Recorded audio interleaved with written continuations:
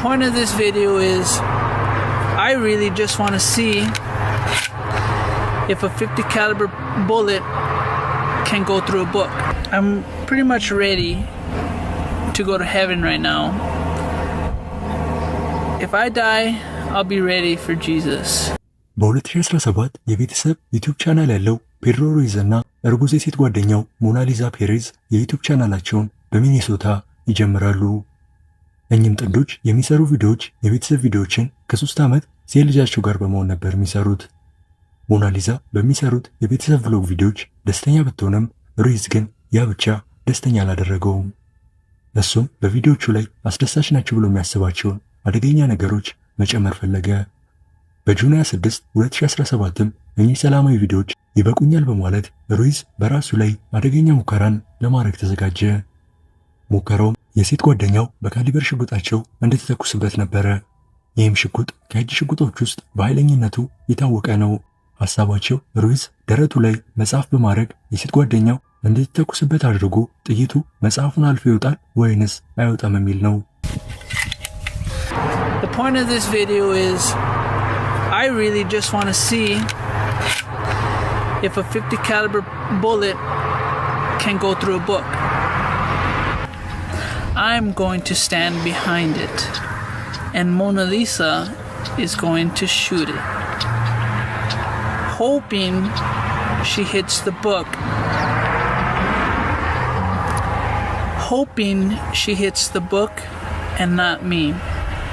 But the most trustworthy person that I trust in this world is my girlfriend, Mona Lisa. So if I'm gonna die, I'm pretty much ready to go to heaven right now.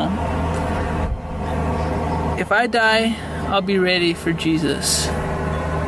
He probably won't accept me into the pearly gates because how stupid this is, but I have confidence that my girlfriend will hit the book and not me. ይህ ሐሳብ በጣም የሞኝ ሐሳብ ሲሆን እነሱም በመጀመሪያ መጽሐፉን ብቻ በማስቀመጥ ተኮሱበት። በሚያስገርም ሁኔታ ጥይቱ መጽሐፉ ማለፍ አልቻለም ነበረ። ይህንንም በማሰብ ሙከራቸውን ትክክለኛ ሰው ላይ ለማድረግ ተዘጋጁ። ይህም የሚሞከርበት ሰው ሩይዝ ሲሆን ሞናሊዛ መተኮስ ባፈልግም ሩይዝ ግን እንድታደርገው አሳመናት። በመጀመሪያ መጽሐፉ ላይ ሲተኩሱ መጽሐፉን ከነሱ አርቀው ነበር ያስቀመጡት። ይህም የሽጉጡን ጥይት ፍጥነት ቀነሰው። ነገር ግን በዚህኛው ሙከራቸው ሞናሊዛ ሩይዝን እንዳስተው በአንድ ጫማ ርቀት ብቻ ነው የራቀችው እና እሷም ሽጉጡን ተኩሰችው። በሚያሳዝን መልኩ ጥይቱ መጽሐፉን አልፎ ሩይዝን ገደለው። ግድያውንም ራሳቸው ባስቀመጧቸው 2 ካሜራዎች ቀርጸውታል። በዚህም ግድያ ሞናሊዛ ወዲያውኑ ታሰረች። እሷም በሁለተኛ ደረጃ ግድያ ተፈረደባት። በዲሴምበር 2017 ጥፋተኛ ሆና ተገኘች። በማርች 2018 የ180 ቀን እስር፣ 10 ዓመት አመክሮ፣ እድሜ ልኳን ሽጉጥ እንዳነካና ከዛ ቪዲዮ ምንም አይነት ገንዘብ እንዳታገኝ ተፈርዶባታል። ሩይዝም የፈለገውን እውቅና ቢያገኝም ለእውቅናው ግን ሕይወቱን መስዋዕት አደረገ። I don't care how much time I have. I can die today. Death is coming. It's only fearful if it comes and you're not ready yet.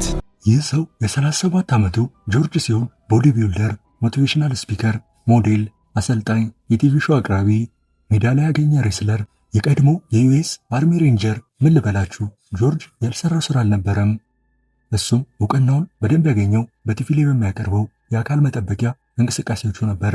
እሱም እስከ ጃንዋሪ 2015 ድረስ በጣም አሪፍ ህይወት ነበረው።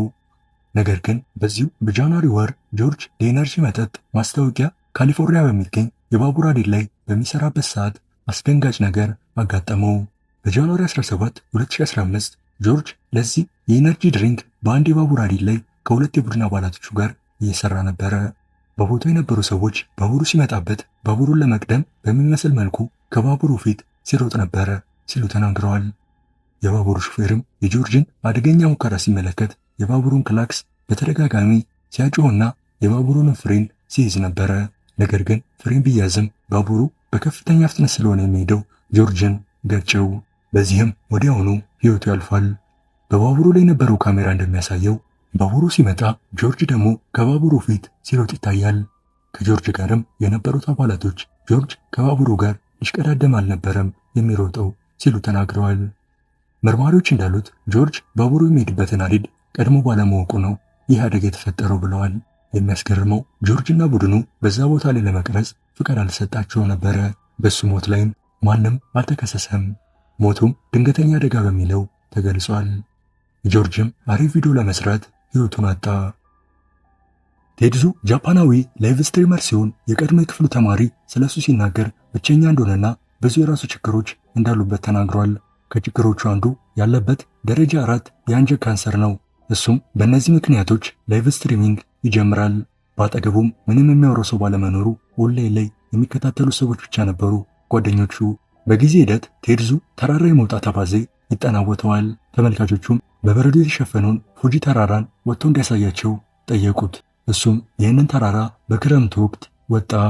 በኦክቶበር 28 2019 የላይቭ ስትሪሙን በማብራት ተራራውን መውጣት ጀመረ። የተለያዩ ተራራ ለመውጣት የሚያስፈልጉ ቁሳቁሶችን በይዝም በሚያስገርም መልኩ ከታሰበው በላይ ብዙ ከፍታ ወጣ። ጫፍ ላይ ለመድረስም ተቃረበ። ነገር ግን በእጁ ካሜራውን ይዞ ወደ ላይ በወጣ ቁጥርና እውነትም በትክክለኛው አቅጣጫ ነው ወይ የሚሄደው በሚለው የራሱ ጥያቄ ውስጥ በነበረበት ወቅት አስደንጋጭ ነገር ተፈጠረ። 危ない。そう。なかなか危ない、ここ。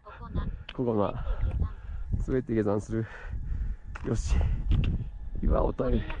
やばい。よし、行こう。斜面になっちゃってんだ。この道が埋まってね、半分ね。雪で。よし、行こう。池だ。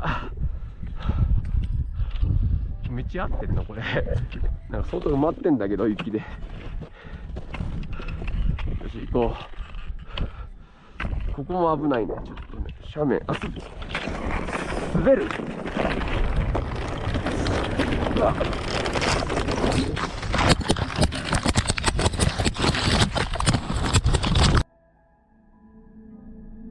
የላይቭ ስርጭቱን የተመለከቱ ተመልካቾች በፍጥነት ለፖሊስ ደወሉ። ነፍስ አድኖችም ወደ ቦታው መጡ።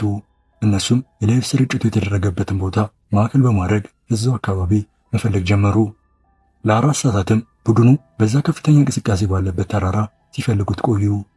ግን በኦክቶበር 30 ከ2 ቀናቶች በኋላ ነፍስ አድኖቹ ሬሳውን የተራራው የታችኛው ክፍል ላይ አገኙት። ቦታውና የወደቀበት ሰዓት አንድ ቢሆንም የሕግ አካላቶች ግን ስለ ሬሳው ማንነት አልተናገሩም ነበር። ነገር ግን የህዝቡን ግፊት መቋቋም ከብዷቸው የተገኘው ሬሳ የቴድዙ እንደሆነ ሊናገሩ ችለዋል። ቢሆንም ግን የያዛቸው መሳሪያዎችን ካሜራውን ጨምሮ ከሕግ አካላቶች የተባለ ነገር የለም።